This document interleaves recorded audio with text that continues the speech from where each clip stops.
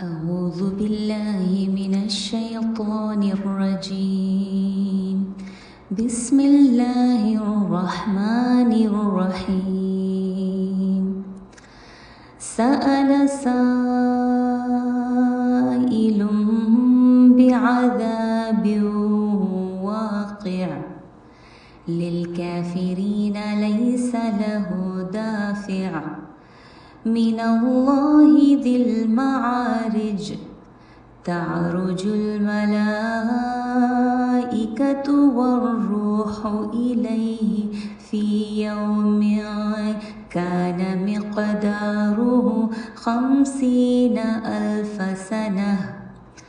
فاصبر صبرا جميلا إنهم يرونه بعيدا ونراه قريبا. يوم تكون السماء كالمهل وتكون الجبال كالعهن ولا يسأل حميم حميما. يبصرونهم يود المجرم لو يفتدي من عذاب يومئذ ببنيه وصاحبته وأخيه وفصيلته التي تؤويه ومن في الأرض جميعا ثم ينجيه.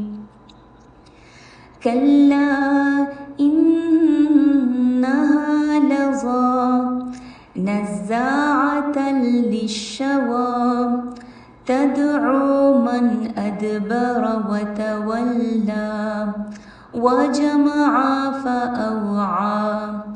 إن الإنسان خلق هلوعا إذا مسه الشر جزوعا وإذا مسه الخير منوعا.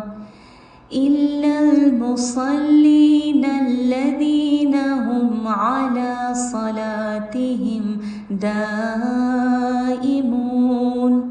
والذين في أموالهم حق معلوم للسائل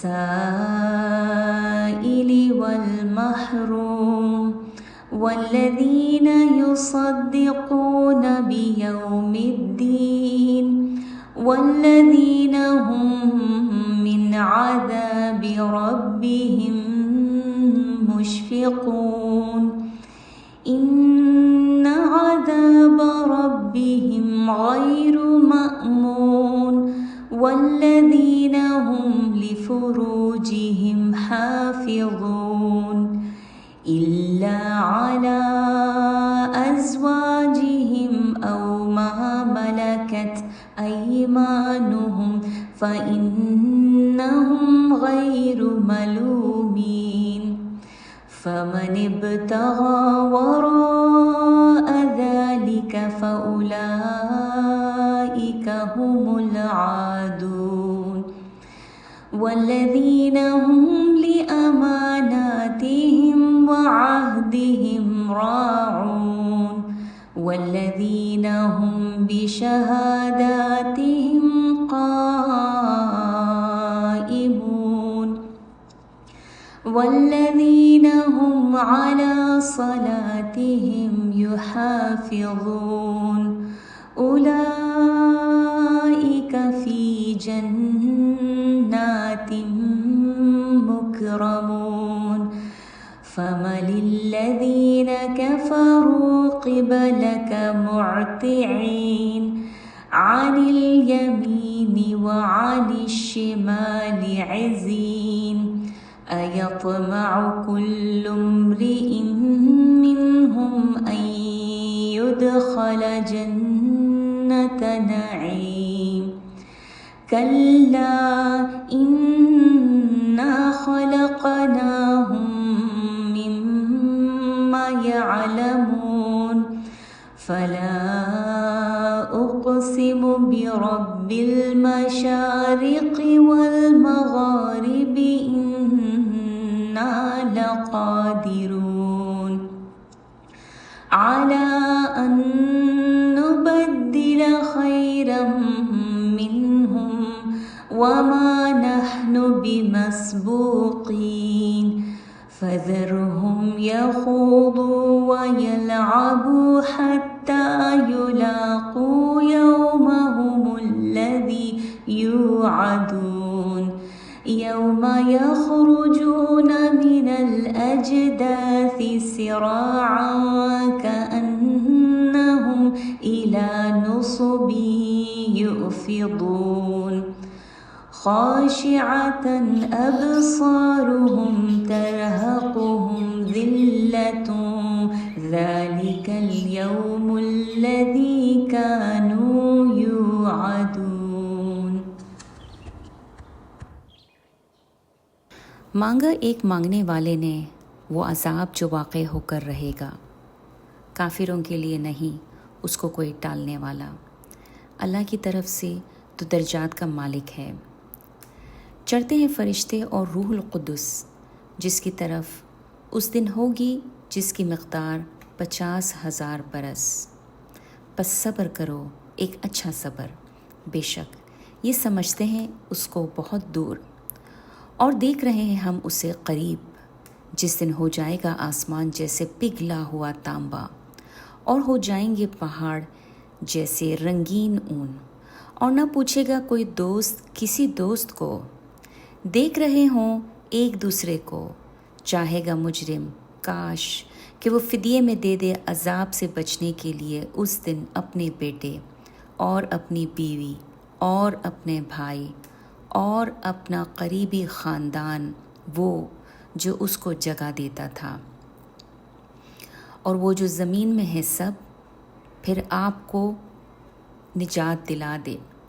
ہرگز نہیں، بے شک وہ بھڑکتی ہوئی آگ ہے، ادھیڑنے والی کھال کو، بلائے گی اس کو جس نے پیٹھ کی اور منہ پھیر لیا اور مال جمع کیا پھر سیندھ سیندھ کر رکھا۔ بے شک انسان پیدا کیا گیا ہے کم حوصلہ، جب پہنچتی ہے اسے تکلیف تو گھبرا جاتا ہے، اور جب ملتی ہے اس کو خوشحالی تو بخل کرتا ہے۔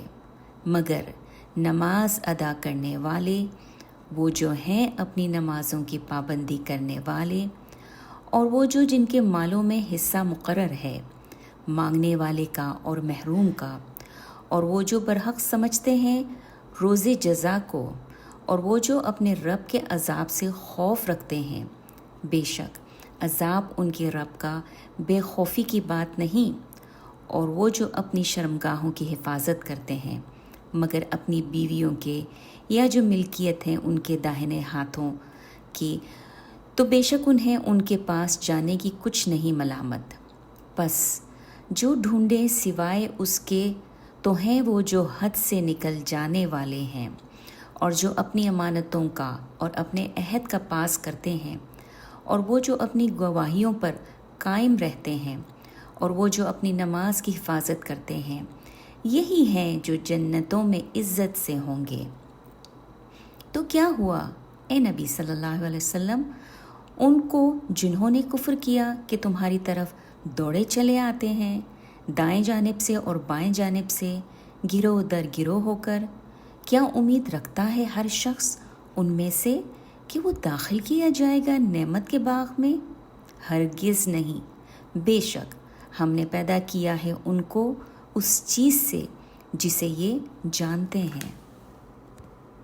بس نہیں، قسم کھاتا ہوں میں رب کے مشرقوں اور مغربوں کے، بلا شبہ ہم قادر ہیں اس پر کہ بدل لائیں ہم بہتر ان سے، اور نہیں ہے ہم ایسا کرنے سے عاجز۔ تو چھوڑ دو انہیں اے پیغمبر صلی اللہ علیہ وسلم کہ مشغلوں میں رہیں اور کھیل کود میں رہیں حتیٰ کہ پہنچ جائے اس دن کو جس کا ان سے وعدہ کیا جاتا ہے، جس دن یہ نکلیں گے قبروں سے تیزی سے دوڑتے ہوئے، جیسے وہ کسی مقابلے کے نشان کی طرف دوڑے جا رہے